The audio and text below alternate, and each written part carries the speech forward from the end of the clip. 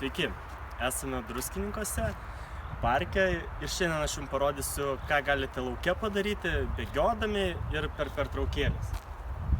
Pirmiausia, atsispaudimai. Dirbate iš krūtinės. Tada apsisukate tricepsui, nugara tiesiai, palei suoliuką. Tada pereinam prie kojų. Sėdmenim įtupstai. Vieną koją, pakeičiat kitą koją. Nu ir klasika būtų pritupimai, irgi šlaunims.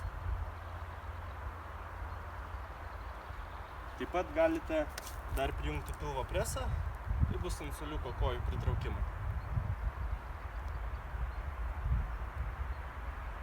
Tai tiek. Padarote tokią mankštelę ir bėgate namo. Iki.